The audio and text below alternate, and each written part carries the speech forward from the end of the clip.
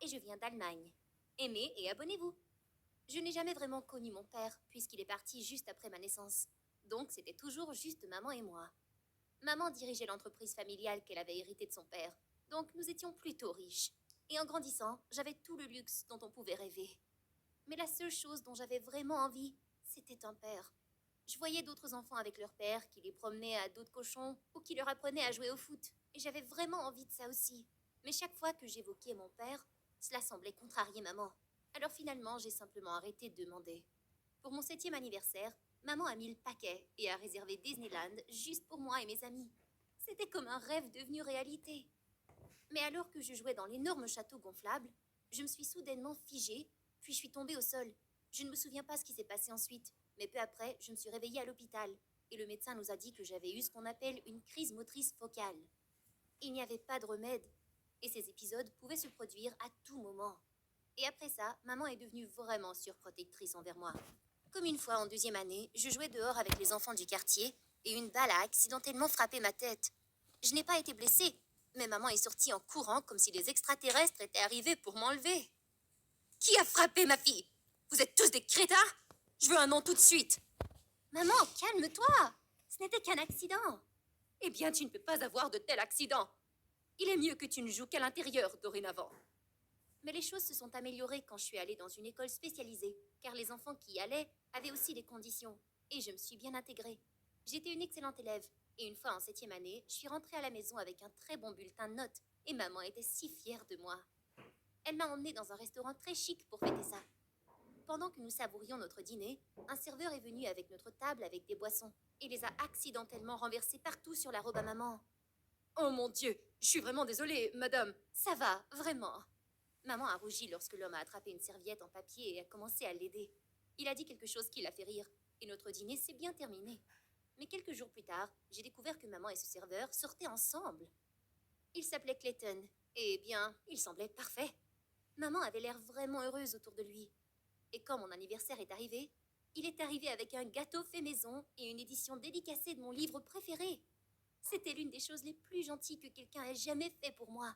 Et je pouvais totalement le voir devenir mon père. Mais un jour, pendant que maman prenait sa douche, je l'ai trouvé dans son bureau en train de fouiller dans les tiroirs. Et ensuite, il a sorti le coffre-fort de maman d'une des armoires. Clayton, est-ce que tu essaies de voler de l'argent de ma mère? Quoi? Non. Pourquoi penses-tu ça? Parce que tu tiens son coffre-fort où elle garde l'argent des urgences? Pourquoi fouilles-tu dans son coffre-fort de toute façon? Qu'est-ce qui se passe ici? Clayton essaie de te voler de l'argent, maman. Ce n'est pas parce que je suis un serveur que je suis un voleur. Je pense que je devrais juste partir. Clayton, attends s'il te plaît. Marcia, tu lui dois des excuses. C'est moi qui ai demandé à Clayton de m'aider à organiser mon bureau. Je suis désolée que tu penses si mal de moi, Marcia. Mais je ne ferai jamais quelque chose comme ça à ta mère.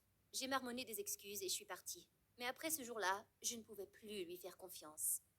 J'avais le pressentiment étrange qu'il avait de mauvaises intentions, et je ne pouvais pas supporter l'idée qu'il fasse du mal à ma mère.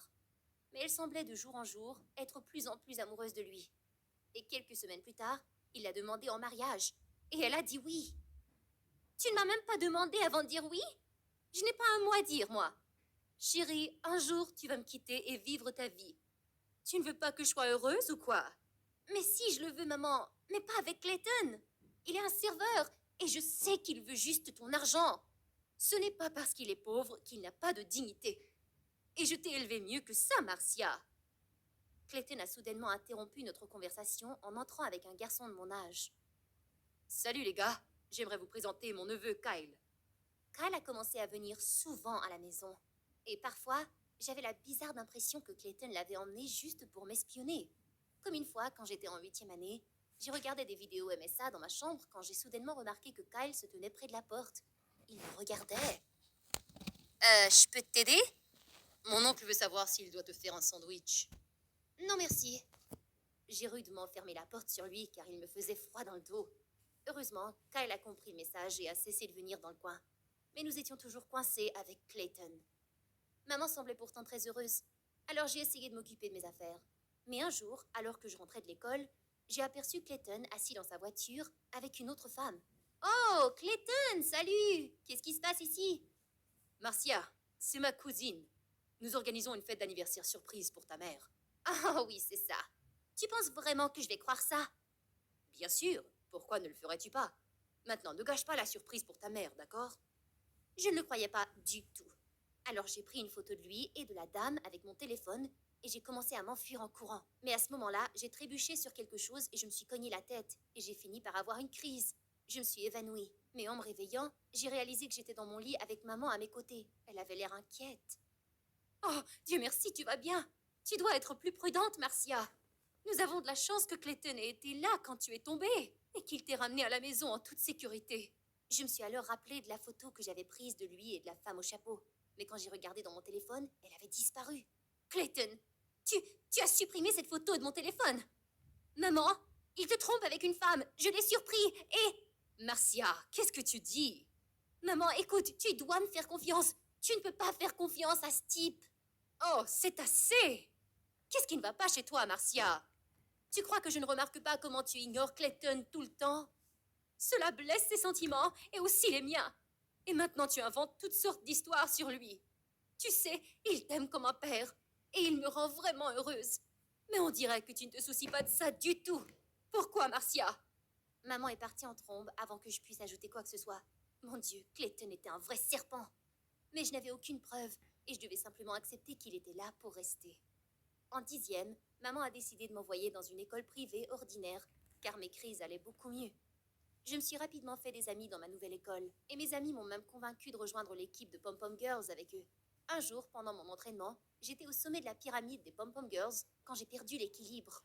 Au moment où j'allais toucher le sol, quelqu'un m'a attrapé. C'était Kyle.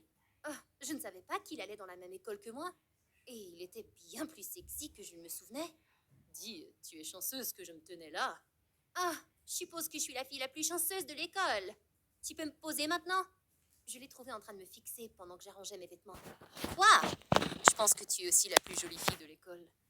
Je me suis sentie devenir un peu faible dans les genoux. En s'éloignant, il s'est retourné pour me sourire, puis il m'a fait un clin d'œil. Je n'ai pas pu m'empêcher de commencer à penser à Kyle. Le lendemain à l'école, je mettais mes affaires dans mon casier quand Kyle est apparu, et mon cœur a commencé à s'emballer. Marcia, aimerais-tu sortir avec moi? Et si je disais non? Alors tu serais la première, mais je continuerai à te demander jusqu'à ce que tu dises oui. Ok alors. Alors c'est un oui? Je lui ai simplement souri et puis je suis partie. Plus tard après l'école, il m'a rejoint et m'a raccompagnée chez moi. Je savais qu'il était le neveu de Clayton, mais je ne pouvais pas m'empêcher d'être attirée par lui. Il avait aussi un côté comique et me faisait rire tout le long du chemin.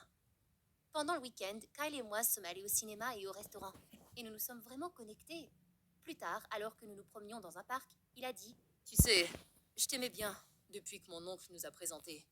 Mais tu étais un peu grossière à l'époque. » Oui, eh bien je suppose que c'est parce que je n'aime pas beaucoup ton oncle, pour être honnête.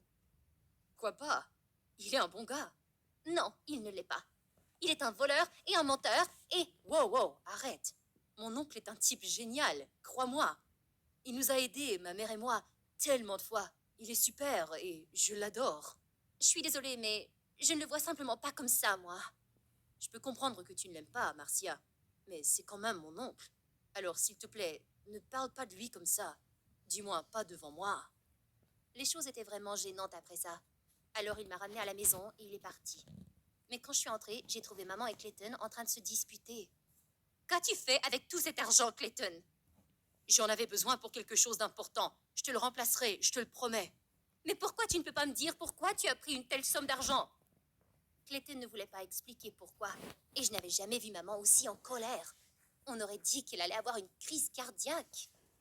Maman, s'il te plaît, calme-toi. Allons parler dans ma chambre. En essayant de calmer maman, elle a reçu un message sur son téléphone indiquant que de l'argent supplémentaire avait été retiré de son compte bancaire. Elle a piqué une crise. Elle a crié à Clayton dans ma chambre. En essayant de calmer maman, elle a reçu un message sur son téléphone indiquant que de l'argent supplémentaire avait été retiré de son compte bancaire. Elle a piqué une crise. Elle a crié à Clayton et l'a cherché dans toute la maison, mais il était nulle part. Nous avons découvert que ses placards étaient vides et qu'il était parti dans la voiture de maman. Maman a dit qu'elle allait s'évanouir et je l'ai attrapée avant qu'elle ne tombe et j'ai rapidement appelé le médecin. Elle a pleuré pendant des jours et elle s'excusait sans cesse de ne pas m'avoir cru avant. Nous avons signalé Clayton à la police, mais ils n'ont pas réussi à le retrouver. Maman est vite retournée au travail, mais je savais que Clayton lui avait vraiment brisé le cœur. Quand je suis retournée à l'école, j'ai essayé d'éviter Kyle, mais il m'a trouvée cachée dans la bibliothèque pendant la récréation. Hé, est-ce que tu m'évites? À quoi d'autre t'attendais-tu? Tu n'as pas entendu parler de ton oncle qui nous a volés? Mais Marcia, ce n'était pas de ma faute. Oui, mais tu ne m'as pas cru quand je t'avais dit qu'il n'était pas un saint. Je ne sais pas si je peux te faire confiance. Et je ne pense pas que nous devrions nous revoir. D'accord? Nous n'avons plus parlé après ça. Mais un jour, pendant l'entraînement des Pom-Pom Girls, je l'ai vu assis dans les gradins. Et il n'arrêtait pas de me regarder. Cela me dérangeait vraiment. Et j'étais sur le point de le gronder. Mais soudain, j'ai senti mon corps se figer. Et je suis tombée. J'entendais tout le monde autour de moi crier. Et je me sentais impuissante. Mais soudainement, Kyle a traversé la foule et m'a pris dans ses bras avec douceur. Hé, tu vas bien. Je te tiens. Je suis là.